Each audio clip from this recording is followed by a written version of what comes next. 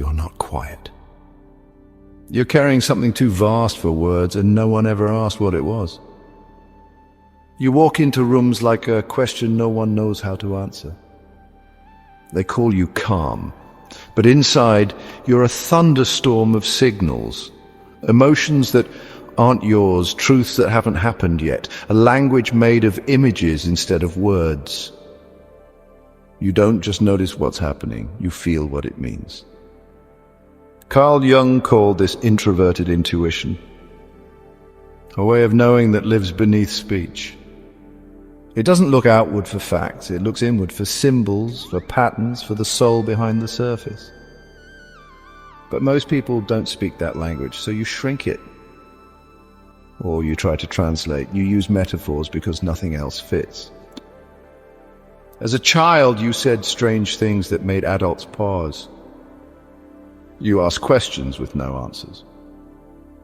You stared at the sky and told stories about clouds that weren't really stories, but messages you hadn't learned how to read yet. In time, you stopped sharing them. Not because they stopped coming, but because no one else could see what you saw. There's a Chinese poet named Han Shan who once wrote, "When the mind is clear, the way is open." But if you try to explain it, the gate slams shut. You felt that. You tried to explain what you felt in your bones, and the world closed its ears. They said you were distant or dramatic or too much. But what if you were never meant to be decoded? What if you were meant to hold something they forgot existed? This isn't overthinking. It's not mysticism. It's not madness. It's a kind of perception that sees where others glance, that absorbs before others notice, that whispers what the world screams too late. And it has a cost, because when you live in this kind of depth, you start to wonder if anyone will ever meet you there. But maybe you weren't meant to be met. Maybe you were meant to guide, to walk at the edge of things, to hold space for what others miss, to name what others bury. You are not broken. You are not invisible. You are the signal in a world full of noise, and the fact that so few recognize it doesn't make it less real, it makes it more rare.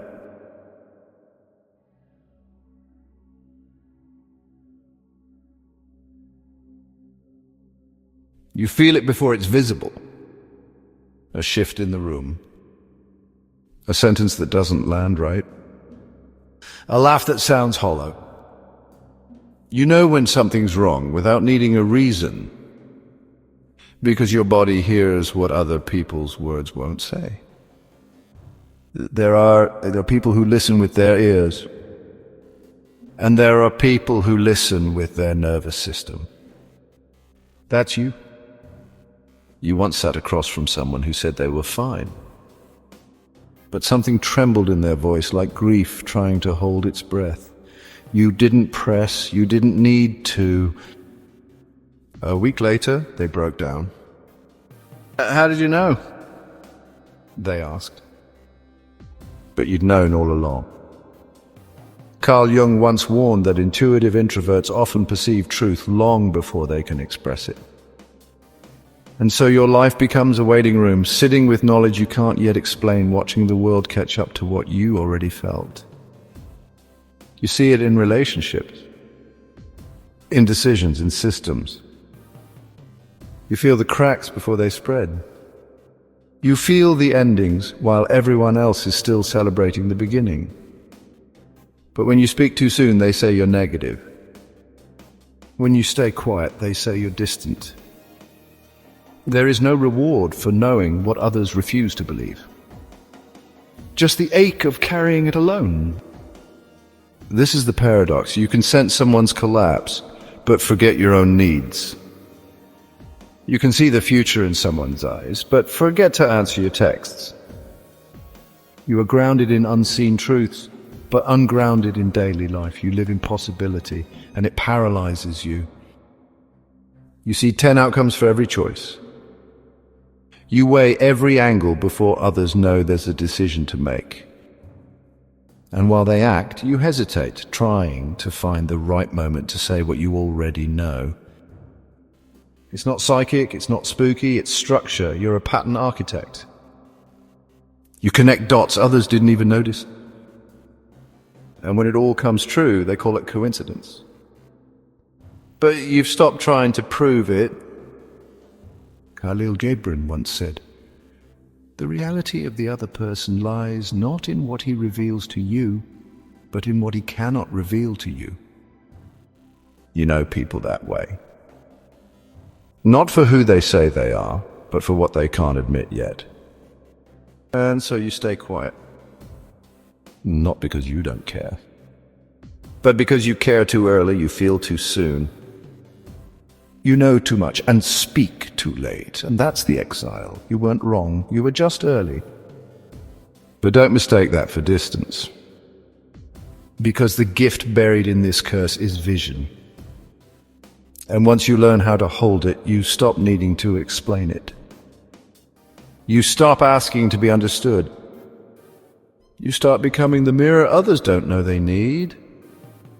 And when they finally look into it, they'll see themselves more clearly than they ever have. Because you saw them long before they arrived.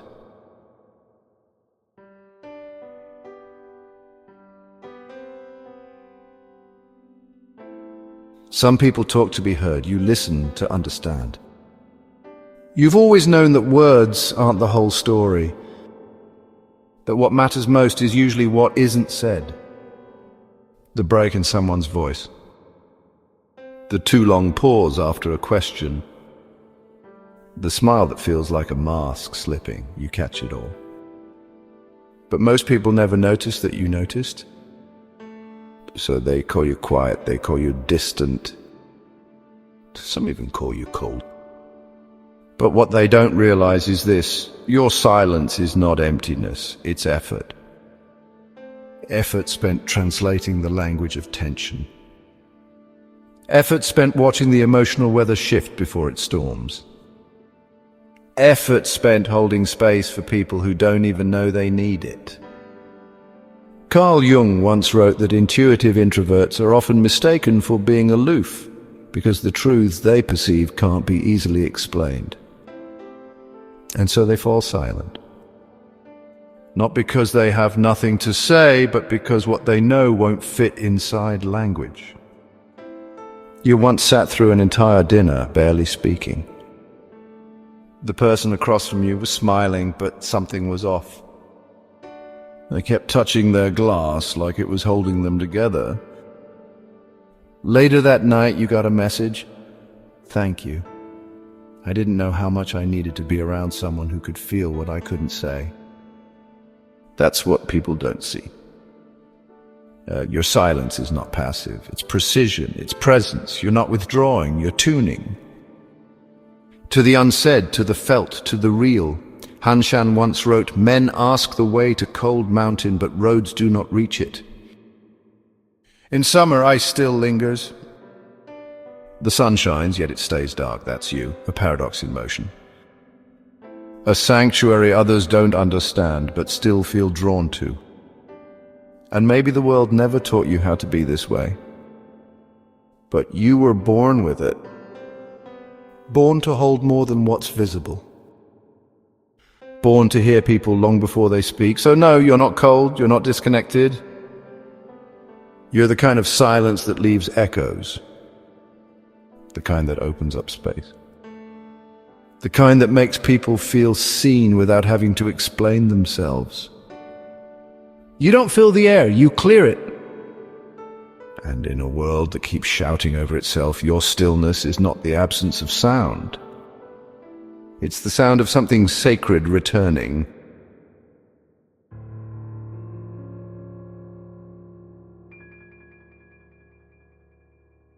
But even a quiet soul can reach a point where the stillness turns suffocating. There comes a time when the very sensitivity that once made you feel gifted begins to wear you down. Not all at once, but gradually. Like emotional static building in the walls of your mind. You stop sleeping through the night. Your body feels heavy, not from effort, but from the invisible weight of everyone else's emotions. You open a message and feel dread before reading it. You walk into a store and sense every undercurrent. By noon, you feel like you've lived 10 lives and none of them were your own. The collapse doesn't scream, it hums softly, constantly. Until your intuition, once a compass, starts pointing in every direction at once.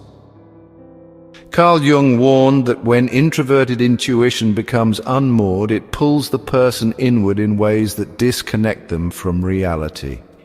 You start over-analyzing everything. A glance becomes a riddle. A delay in response becomes a threat. You see 10 meanings in every word and trust none of them. You retreat not to rest but to escape. Even your solitude, once sacred, becomes haunted by thoughts that won't stop, by patterns that won't resolve, by a world inside you that no longer feels safe. Jung saw this in Nietzsche, a mind that saw too far and broke under the weight of its own foresight, insight without grounding, clarity without containment. Because when everything means something, nothing feels solid anymore. You begin mistaking fear for intuition, hyper-awareness for wisdom, exhaustion for stillness. And soon you don't trust yourself either. But here's what no one told you: the descent is not the end. It's part of the architecture of awakening. Jung called it the transcendent function, the friction point between your conscious and unconscious selves. The collapse that births integration. You fall into the cave not to die there, but to meet the part of you that you abandoned long ago. The part that wasn't brilliant, or useful, or impressive, just real. Because it's not your vision that's hurting you.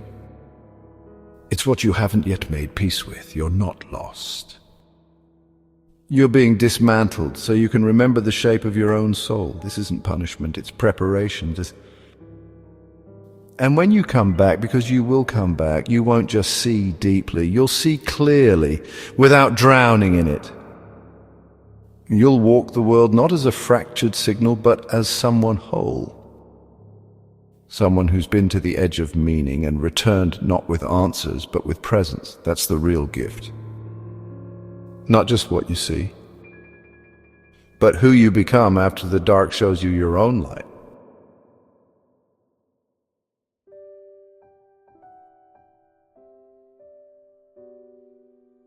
There's a moment after the descent when the dust settles. Not because everything is fixed, but because something in you stops running. You wake up and the world feels different. Not louder, not clearer, but softer. Your mind still moves like a river beneath the surface. But now it doesn't flood, it flows. And that's when it begins. The return, not to the world you left behind, but to the part of you that survived it. You start to see what you couldn't before. That your sensitivity was never just pain, it was precision. That your depth wasn't a burden, it was a blueprint. That your silence didn't make you invisible, it made you resonant. Carl Jung believed that true individuation isn't becoming something new, it's remembering what you were before the world told you who to be. And as the pieces of you return, so does your clarity. You realize that while others were reacting, you were reading the pattern. While others sought to speak, you were learning how to listen. While others looked outward, you were building a sanctuary inside. You once said something in passing without thinking it mattered. A quiet truth, a quiet moment. And years later, that person told you it saved them. You didn't even remember it, but they never forgot. Because it's not how loud you are that makes you powerful. It's how deeply you witness. That's what no one tells you about the intuitive journey, that your power won't always be seen. But it will be felt. Because your value isn't in how many follow you. It's in the quality of what you reveal. You are not a spotlight, you are a mirror. And mirrors don't demand attention, they invite truth. There's a reason people open up around you. There's a reason they feel seen. It's not because you know more, it's because you see differently. You don't meet people at the surface. You meet them where they buried themselves. And sometimes you're the first person who ever showed them the map back. This is your quiet gift, and it's not loud. It doesn't need to be. It works like a tuning fork in the soul, silent until struck by something real. Then it hums, then it heals. So no, not everyone will understand you. Not everyone is supposed to. But for the few who do, for the ones who've lived in the same silence, who've carried the same unnamed weight, you will feel like home. And that's more than enough. Because the goal was never to be known by everyone. It was to be known deeply by someone. Even if that someone is finally yourself.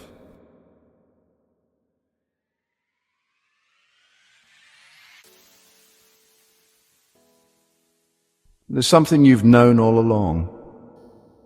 Something you tried to forget because remembering hurt too much. You were never meant to fit in, not because you're broken, but because you were born attuned to something most people never stop long enough to hear. You were built for subtlety, for nuance, for the tension beneath the words, for the ache behind the ambition, for the truth behind the smile. But to live in a world that rewards speed and simplicity is to walk with depth in a place designed for surfaces. So you tried, you mimicked, you performed. You played small and loud and acceptable. But each version felt like a costume stitched from someone else's skin. You looked in the mirror and saw reflections, but not yourself. Carl Jung said, loneliness does not come from having no people around, but from being unable to communicate the things that seem important. That was your ache, not isolation, but inexpressibility. And now, after the storm, after the silence, after the shadow, you begin to see it clearly. You were not too sensitive, you were highly tuned. You were not too intense, you were undeniably present. You were not too deep. You were built for meaning in a world that fears it. You were never meant to fit. You were meant to reveal, to point at what's real while others chase what's easy, to speak when the room is quiet and no one knows why they're crying, to feel the shift in the collective and give it a name. You are not here to adapt. You are here to remember and to remind. Remind the world that insight is not weakness. That empathy is not softness. That silence can be sharper than any scream. So let them call you strange. Let them call you too much. You are not here to explain yourself. You are here to embody what they'll only understand when it's too late. You are not the echo. You are the original sound. And if this story spoke your language, say so. Say finally in the comments. Share it with someone who's been silent for too long. Let them know they're not the only one, because you weren't either. Say nothing or say everything. Either way, they'll feel it.